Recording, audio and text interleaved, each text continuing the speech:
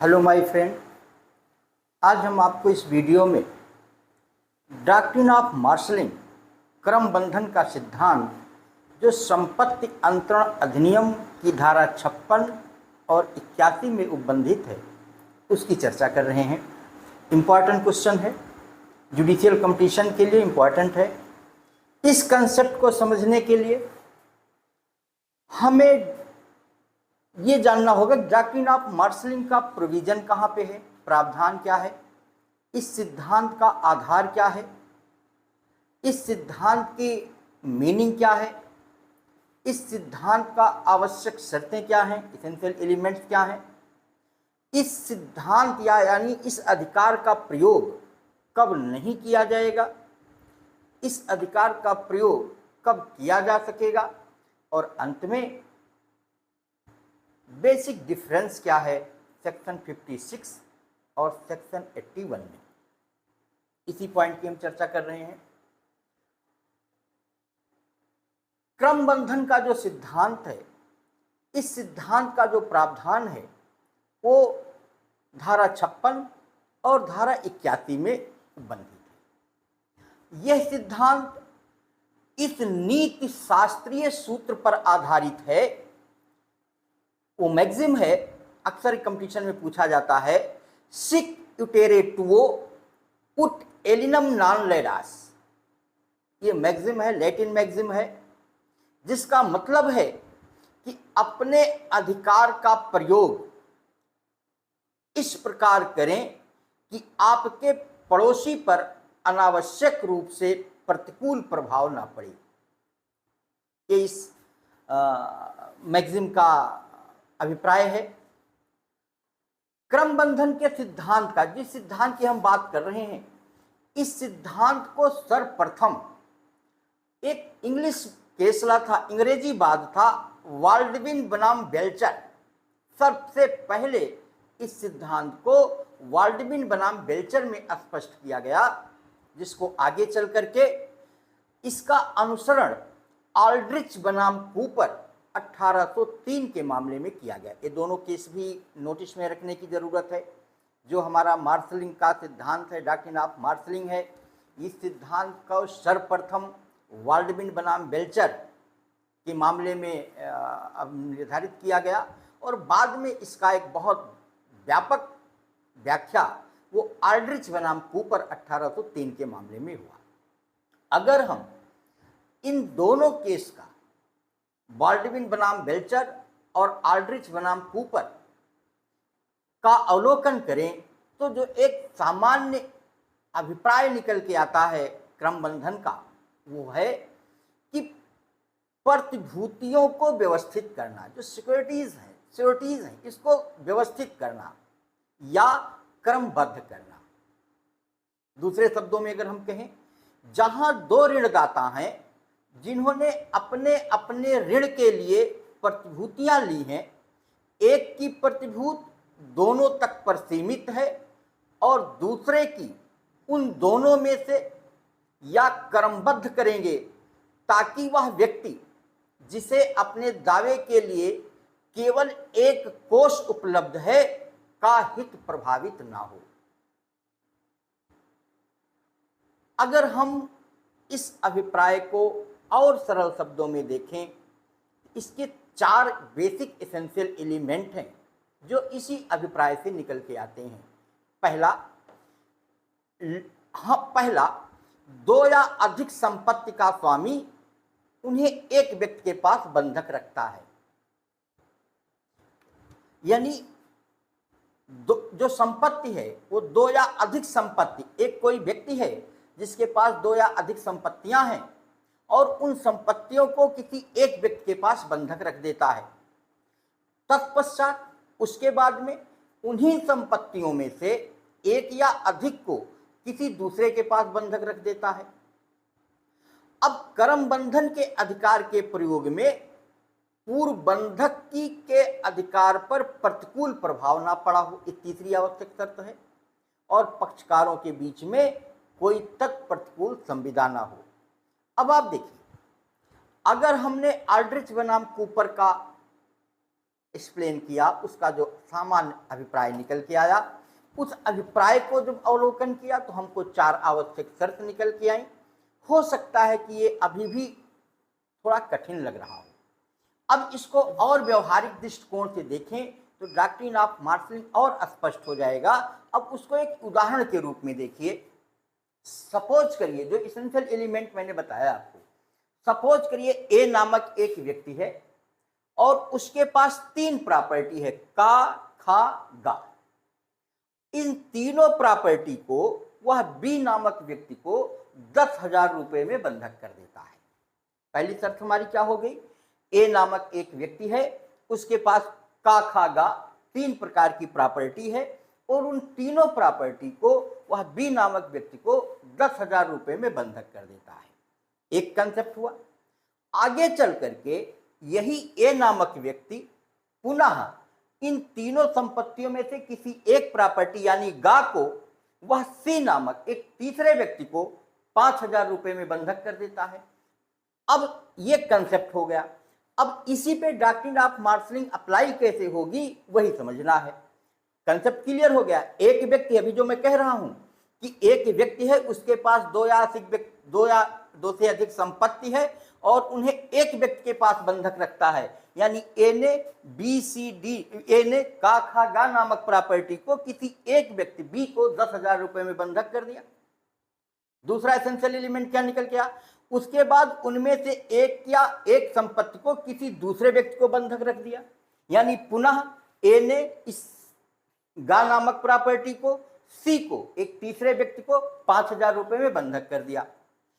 अब ये कह रहे हैं कि अगर क्रम बंधन के अधिकार का प्रयोग किया गया या प्रयोग करने में पूर्ववर्ती बंधक के दार के अधिकार पर प्रतिकूल प्रभाव ना पड़ा हो, मार्शलिंग अप्लाई होने के लिए पूर्ववर्ती बंधकदार का अधिकार सबसे पहले सुरक्षित होना चाहिए और दोनों पक्षकारों में कोई संधि ना हुई हो। अब आप देखिए, अब अगर आप इस एग्जाम्पल का इंटरप्रिटेशन करें, यहां बी जो पहला है वो पूर्ववर्ती बंधकदार है जिसने 10,000 रुपए में तीनों प्रॉपर्टी को बंधक ले लिया है। अब यदि बी अपने 10,000 रुपए के लिए गा संपत्ति का विक्रय करना चाहिए, तो जो सी है, यानी जो गा है, जो सी है, वो सी क्या करेगा? वो क्रम बंधन के अधिकार का प्रयोग करते हुए क्या कहेगा बी को कि वह अपना 10,000 रुपए का और खा नामक प्रॉपर्टी को बेचकर अधिप्राप्त कर ले और गा नामक प्रॉपर्टी को उसके लिए छोड़ दे कि यदि ए ने बंधक धन का पेमेंट सी को नहीं किया तो सी अपने बंधक धन को गा नामक प्रॉपर्टी को बेचकर प्राप्त कर लेगा, इसलिए दोनों का हित सुरक्षित रहेगा। तो एक बार मैं फिर बता दूं कि अगर एग्जाम्पल को स्पष्ट करिए, क्लियर हो जाएगा। यदि बी जो बंधकदार है उसके पास 3 प्रॉपर्टी का, खा, गा 10,000 रुपए में है। अब 10,000 रुपया लेने के लिए बंधकदार का क्या अधिकार है कि वह का, खा, गा तीनों प्रॉपर्टी को बेच सके या का, खा, गा में से कोई प्रॉपर्टी बेच सके, कर सकता है अपना बंधक धन लेने के लिए, उसके पास राइट है। लेकिन यहां पे बी ने क्या किया कि वो गा नामक प्रॉपर्टी को बेचने की कोशिश की। अब गा नामक प्रॉपर्टी एक दूसरे व्यक्ति सी को भी बंधक है 5,000 रुपए में। अब अगर बी नामक व्यक्ति गा नामक प्रॉपर्टी को बेच देगा तो सी का हित असुरक्षित हो जाएगा।